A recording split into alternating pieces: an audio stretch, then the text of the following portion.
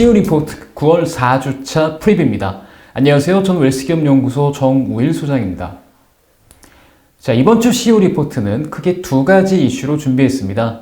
추석을 앞둔 중소기업 자금 상황은 어떤지, 우리 중소기업 중앙회에서 설문조사한 결과를 우리 대표님들과 공유하고자 하고요. 자, 두 번째 이슈는 혹시 2020년 세법 개정안에서 이미 들으셨는지 모르겠습니다. 가족 기업으로 되어 있으면 배당을 하지 않아도 배당 소득세를 내야 됩니다. 즉 가족 기업에게는 더 많은 세금 부담이 주게 되는데요. 이제 내년부터 그거에 대한 얘기, 즉 개인 유사 법인의 간주 배당에 대한 얘기를 좀 더 진행해 보도록 하겠습니다. 자, 그러면 CEO 리포트 프리뷰 이제 시작하겠습니다. 자, 추석을 앞둔 중소기업 자금 상황 빨간불이라는 설문조사 결과입니다. 중소기업 중앙회에서 설문조사를 했고요. 중소기업의 67.6%가 추석 자금 사정이 아주 곤란하다. 전년비 12.6%포인트 증가했다고 합니다. 그래서 매우 곤란 이 두 가지 빨간색 들어온 기업이 전년비 확연하게 많아진 걸 느낄 수가 있고요. 특히 이 자금 사정이 안 좋은 원인으로는 아무래도 코로나19로 인한 판매 부진이 가장 큽니다. 그 다음에 두 번째는 코로나19로 인해서 이 판매 대금에 대한 회수, 즉 대기업이라든가 거래처부터 돈을 못 받는 경우, 그 다음에 인건비가 상승한 게 크다라고 보시면 될 것 같고요. 그 다음 매우 곤란한 기업들의 업종을 봤더니 전체 업종 중에서 서비스업이 매우 곤란한 상황이 좀 많이 있더라. 근데 서비스업은 좀 독특한 게요. 잘 되는 데는 엄청 잘 되는데 지금 직격탄을 맞은 데는 좀 심하게 직격탄을 맞은 것 같습니다. 아무래도 요식업이라든가 고객을 대면해서 상담하는 영업을 하는 곳들 같은 경우 아무래도 직격탄을 좀 맞은 것 같습니다. 자, 그리고 매출 10억 미만의 중소기업이 또 한번 직격탄을 맞았고요. 그 다음에 비수도권 기업, 그러니까 수도권 기업도 좀 어려운데 비수도권 기업은 더 어렵습니다. 아마도 비수도권 기업이 어려운 이유는 아무래도 비수도권에는 민간 기업을 대상으로 하는 것보다는 이제 정부라든가 지자체를 상대로 하는 영업이 많을 텐데 이런 것들이 다 코로나19로 해서 묶여 있다 보니까 아마 이런 현상이 나타난 것 같고요. 그 다음에 보통 코로나19 때문에 수출 기업이 타격을 입었다고 생각하실 수 있는데 지금 오히려 내수가 더 큰 타격이다. 그래서 저는 4차 추경 같은 경우 좀 잘못하고 있지 않나? 오히려 한 번 더 내수를 일으킬 방향으로 가야 되지 않았을까라는 생각을 조심스럽게 해봅니다. 자, 그 다음에 우리 대표님들 이 얘기는 꼭 들으셨으면 좋겠습니다. 상여금 때문에 직원들에게 지급할 추석 상여 때문에 고민이 많으시죠? 그래서 보통 우리 중소기업 CEO님들은 얼마나 상여금을 지급할 계획이시고 어느 정도 줄 것인지 한번 통계를 제가 말씀드리겠습니다. 전체 설문 기업 중에서 상여금을 지급하겠다는 기업이 47.3%고요. 부지급하겠다는 비중이 34.3%고 아직 결정하지 못하신 분들이 20% 정도 됩니다.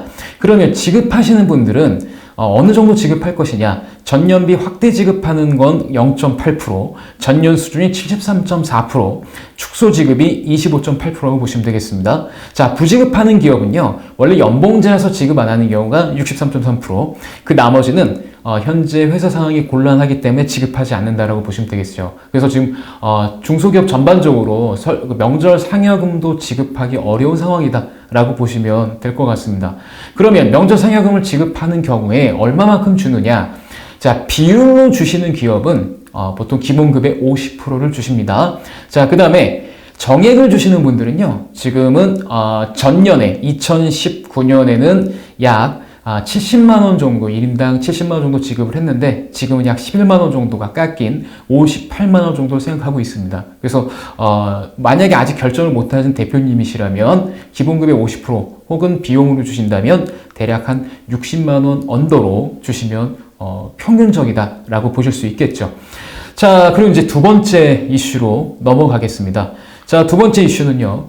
제가 아까 서두에서 말씀드렸지만 이제 가족 기업 혹은 1인 기업은 세금 부담이 증가할 수밖에 없는 세법 개정안을 설명드리고자 합니다.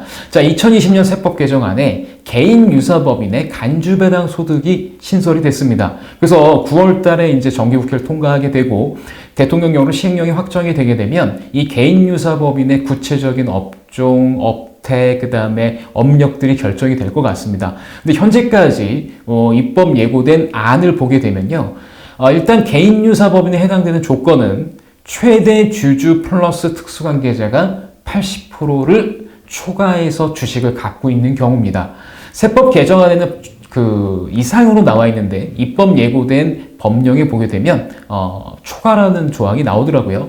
그러면 이제 가족 기업으로 그 기업의 발행 주식 총수의 80%를 이제 초과해서 갖고 있으면 사실 뭐 크게 의미는 없긴 한데 이제 배당을 간주로 보겠다라는 얘기입니다. 그럼 배당 여부와 관계없이 무조건 배당 소득세를 과세를 하는데요.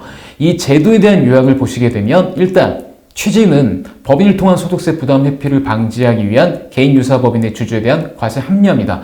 통상적으로 이게 이런 개념이거든요. 개인 사업자에서 법인 전환을 하실 때 되게 세금 때문에 전환을 많이 하시잖아요. 특히 법인이 세금적으로 개인 사업자보다 좋은 이유는 뭐 법인세율 자체가 소득세보다 낮아서도 있겠습니다만 법인 같은 경우에는 단기의 이익을 유보시킬 수가 있잖아요. 근데 그게 싫은가 봅니다. 그래서 개인 기업과 비슷한 성질의 가족 기업은 당신네들이 배당 맘대로 할 거 아니야. 그래서 당신네들이 지금 세금 안 내려고 일부러 배당 안 하니까 세금 낸 걸로 간주해서 우리가 세금 좀 거둘게. 뭐 이런 얘기입니다. 그래서 이제 개인 유사법인 기준, 그다음에 과세 방식, 그다음에 배당 간주 금액 요것들이 이제 되게 중요한 포인트일 텐데 특히 배당 간주 금액은 보셔야 돼요. 국가에서는 우리 법령을 보시게 되면 적정 유보소득이라는 개념이 등장합니다. 그러니까 보통 유보소득이라고 하면 배당을 치지 않은 당기순이익 정도 생각하시면 되고요. 적정 유보소득은 그냥 법으로 정해진 그냥 어느 정도 이 정도는 괜찮아 라고 하는 금액입니다. 그 금액은 자 일단 그냥 편하게 얘기하면 당기순이익의 50%와 법인의 자본금의 10% 두 금액 중에서 큰 금액으로 이제 하게 됩니다. 그러면 이제 예를 들어서 자본금이 10억이면 1억, 그리고 당기순이익이 10억이다 그럼 5억. 이 둘 중에 큰 걸로다가 적정 유보소득이 되고 이거를 초과하는 소득에 대해서는 배당을 실제로 하지 않았음에도 불구하고 주주에게 주주 비율에 맞게끔 배당 소득세를 과세하겠다는 게 이제 이 법의 취지죠. 즉 다시 말하면 냉정하게 말하면 그냥 세금을 더 걷겠다는 겁니다.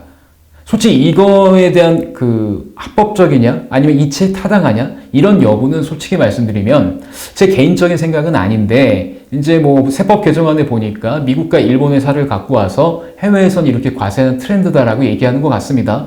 그러니까 자기네들도 조금 뭔가 해외에서 그 근거를 찾는다고 한다면 좀 뭔가 뒤가 구려지 않았을까 생각을 하는데 어쨌든 이 법이 통과가 되고 시행령이 정해져서 개인 유사법인에 해당이 되신다면 최초로 적용되는 시점은 2021년 12월 31일자의 주주가 2022년 3월 31일까지 배당에 대한 세금을 원천징수에서 납입해야 된다는 거 이것만 꼭 기억하시면 될 것 같습니다.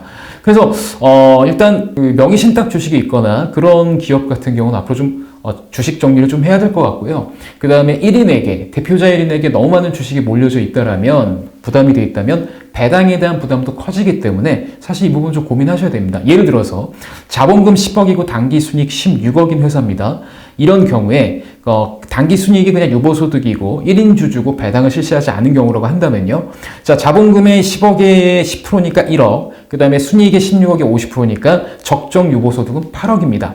그럼 그 해년도에 당기순이익이 16억이 났으니까 8억을 제외한 나머지 8억 원에 대해서 1인 주주니까 홀로 배당 소득세를 과세하게 됩니다. 자, 이 경우 아직 시행령으로 정해져 있지 않았으면 일단 3월 30일에 내야 되는 거는 8억에 15.4% 세금 내셔야 되고요. 이게 종합소득에 합산이 되고 어떻게 되는지는 시행령이 정해져 봐야겠지만 어쨌든 8억에 만약에 종합소득이 합산된다고 한다면 내년부터 시작하는 엄청난 그 세율의 희생양이 될 수 있습니다. 일단 46.2% 이상 세율을 깔고 가니까 개인 소득세 부담이 엄청나질 수밖에 없는 거죠. 그래서 이 법이 통과가 되면요. 저희 웰스기업연구소와 같은 전문 기업 컨설팅 그리고 저희 웰스기업연구소는 중소기업 경영지원 클리닉을 프로그램 운영하고 있기 때문에 매년 결산 때마다 어떻게 운영을 해야 될까? 그리고 올해는 급여를 올려서 차라리 이익을 줄이는 게 나을까? 아니면 배당을 그냥 받는데 실제 배당을 받아버린 게 나을까? 아니면 배당을 받지 않고 유보했다가 나중에 주식을 팔 때 양도 차익에서 뭐 공제를 받을까? 이런 고민들을 이제 매년 하셔야 되는 거죠. 그래서 특히 가업 승계를 앞두고 있거나 주식 지분을 뭔가 좀 이동하셔야 되는 분이 계신더라면 이제 진짜 전문가랑 상담하실 시간이 왔습니다. 그래서 앞으로는 우리 대표님들께서 이런 외부 전문가들의 조력을 많이 받으셔야 될 것 같고요. 그래서 세무면 세무사, 농면 노무사, 법적인 일이면 변호사 이런 게 아니라 통합적으로 이제 커뮤니케이션 하고 계획을 해줄 이런 전문 컨설팅 업체 도움을 좀 많이 받으셔야 되지 않을까 싶습니다. 자, CEO 리포트 9월 4주차는 여기까지였습니다. 안녕!